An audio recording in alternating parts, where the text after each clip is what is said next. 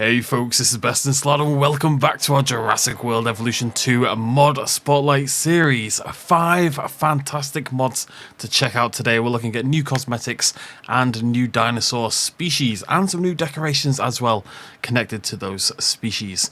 Very quick disclaimer before we get started. As per usual, mods can cause problems and break your game. If they do, it's not my fault, it's not the mod maker's fault, and most importantly, it's not Frontier's fault.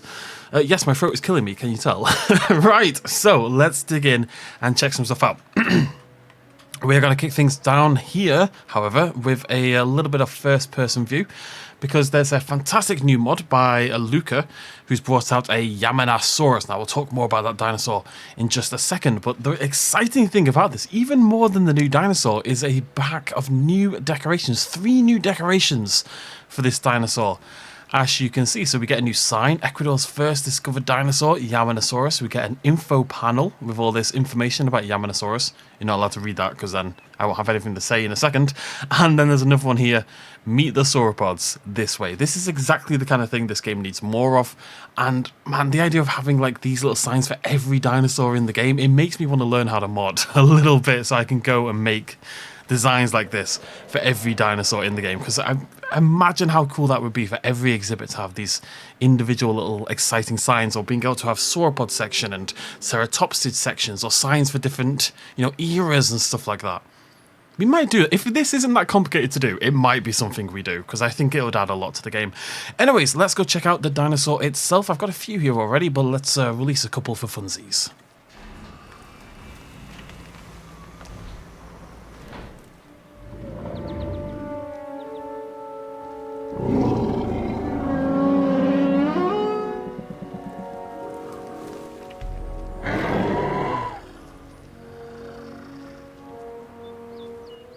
Well, that was adorable.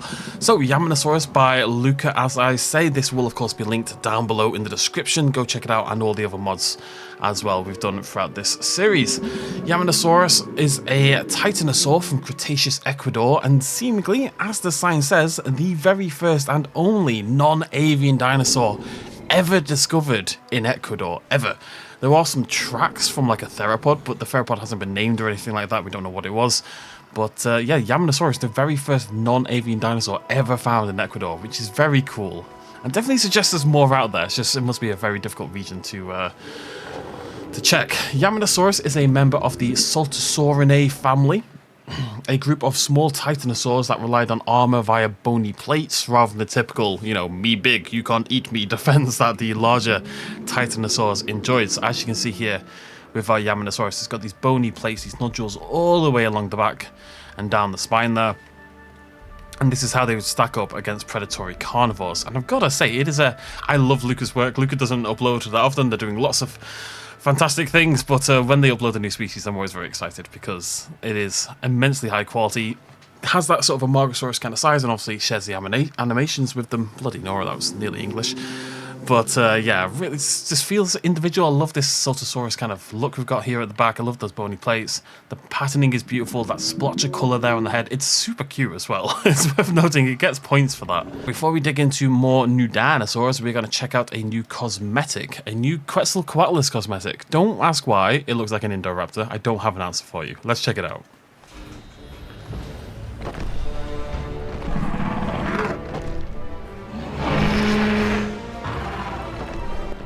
Forget how cool this Quetzlcoatlus is sometimes. So this is the Mark Witton Quetzalcoatlus by Game Videos for Life. I'll just pause that there for a second, get a good look at it. So this is both a body cosmetic and a new individual skin. If you can just use the body cosmetic, you can use Frontier skins on it as well. Or if you want to, you've got this grey, dark grey, light grey skin that's based on a piece of paleo art that the very talented Mark Witton did. And I will bring that up on the screen now so you can kind of have a little comparison between the two. Hopefully, if I put that over there, maybe that might be a good spot for it. So it does remodel the dinosaur, God, don't hurt me. It does remodel the pterosaur a little bit, the Yatstarkid. It gives it a thicker beak. I'm pretty sure this has been straightened out and thickened quite a lot. The crest has been brought down and pushed forward, and there might be some other changes to the body. There's no direct comparison out there, but it's definitely thicker. It's a little bit more brutalistic, a little bit more intimidating, and that sort of grey skin is absolutely fantastic. Really does look like a piece of paleo art come to life, which it really is. And you know, there's been a few of these mods out there that kind of bring actual pieces of paleo art to life, and they always just look pretty bloody spectacular. So yeah, I mean, the Frontier Quetzal is fantastic. The skins they've done are beautiful, but this is yet another addition to that. It has like this old matriarch or patriarch kind of feel. You could imagine some younger Quetzals here with those bursts of colour, and then this one in the area sort of, you know, lording over the pack, as it were. What an absolute stunner it is. Right, 3 to go. We're going to check out next a Carnotaurus cosmetic by Master Doot.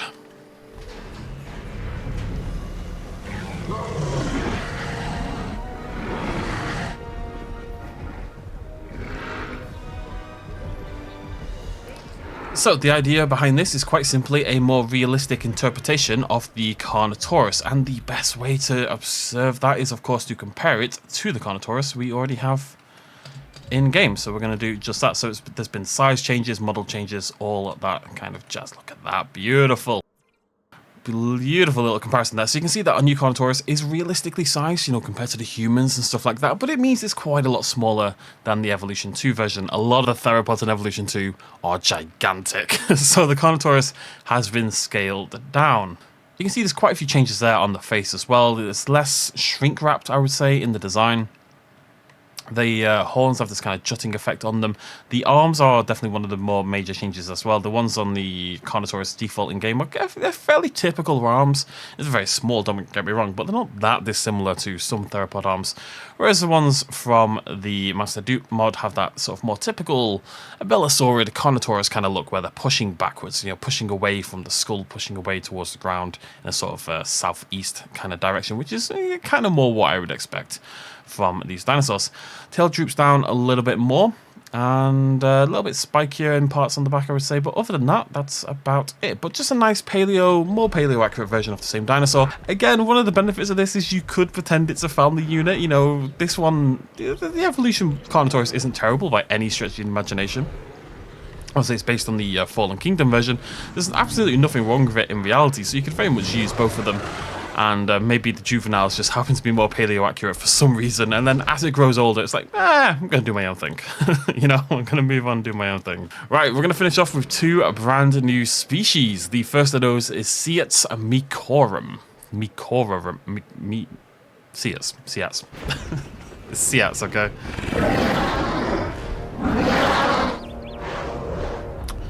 Which is an immensely aggressive looking creature from game videos for life. Lovely to see them uploading a little bit more. Now, if this looks a little bit like a toy to you, you're not wrong, because it is indeed based on the Mattel Seitaad toy that came out, which is, you know, covered to the nines in aggressive spikes and overall very, very angry looking.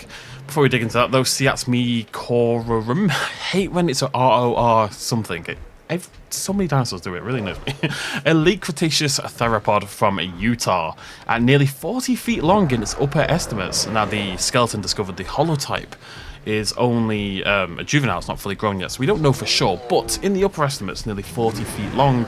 It's one of the largest theropods for the time and area, and may suggest that the Tyrannosauroids didn't dominate that region as early as anticipated. But either way, this is a really good. I'm going to bring up the Mattel toy so you can get a bit of a comparison. It's a let me just get in a good position here. It's a really good recreation of the Mattel toy. I love seeing these Mattel, just like with the paleo art, it's really cool to see the toys come to life, especially ones that are pretty popular and that maybe some of you at home have yourselves. This is the Mattel skin, but there are other skins as well. You could use default skins. Doesn't have to have this Mattel variant skin. But that blue and orange is a classic winning combination and always looks pretty fantastic. And the dinosaur itself is remarkably well modeled. It definitely has a sort of Jurassic toy kind of aesthetic, don't get me wrong, but I think it's pretty cool. And I think it's one of those dinosaurs that maybe would have suited Jurassic World Evolution 1 in quite a lot of ways, you know, more so than the recent paleo direction that Jurassic World has been taking. Right, we are going to finish off one more creature from Master Doot. It's Yaminasaurus.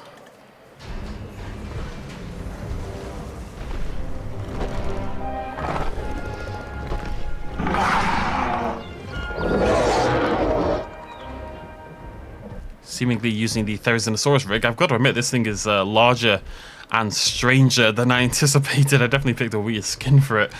So Yaminasaurus by Master Doot. This is a sauropodomorph from early Jurassic China. It's pretty early as sauropodomorphs go. As you can kind of tell by the morphology, right? You know, sauropodomorphs eventually developed into sauropods. You know, you can imagine these front limbs getting longer and coming down to the ground. These back ones straighten out. They've already got the long neck. They've got the small head. You can kind of see the basics of a sauropod in the morphology of this sauropodomorph, but it's not close. You know, there's ones we've seen recently even that were closer than this. So this one isn't that close. However, what it did have, this one probably doesn't, because that would be quite difficult to do. But what it had in reality were these weird spoon-shaped teeth. So Yaminasaurus got these it developed these spoon-shaped teeth, and now early sauropods didn't have these teeth. So basically what happened is convergent evolution.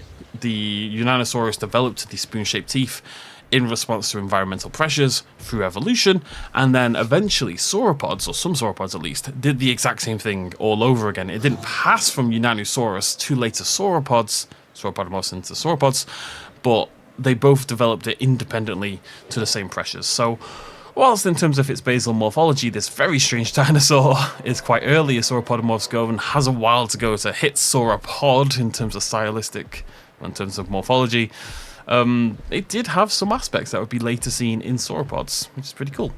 Really well made by Master Do, as you would expect. Very, very strange. It's how this is rigged so nicely onto the Therizinosaurus rig, I don't know, because it's got a very, very different body shape in a lot of ways. Much more horizontal in its body shape. But really well made, really interesting looking, and a lovely step in dinosaur evolution for several different reasons. How do you feel, Unano? Unano feels fantastic. So we've got Yaminasaurus, Seitaad's Carnotaurus paleo version, Mark Witton's fantastic Quetzlcoatlus, and my personal pick of the bunch today, Yaminasaurus with, it's inspired me a little. I just think it's such a big difference. It makes it into a zoo. You know what I mean? It just turns it into a zoo, into a proper dinosaur park, rather than a Jurassic World in a way. I think that's really, really cool stuff. Shout out to Luca. And they're all this speed on me. They're all out there somewhere. So yeah, 5 fantastic mods today. Definitely go check out the Siamosaurus as well. That looked really good. That's on the Nexus. You can definitely download that, give it a go for yourselves. Maybe it'll get fixed, or maybe it works for everyone except me. Either way, definitely worth checking out because it looks really cool. But shout out to Luca, Game Videos for Life, and Master Doot for today's 5 brilliant mods. And Mark Witton, of course. Okay. That's it from me. Thank you so much for joining me. I will see you lovely folks very, very soon. Cheers much as always. Bye-bye.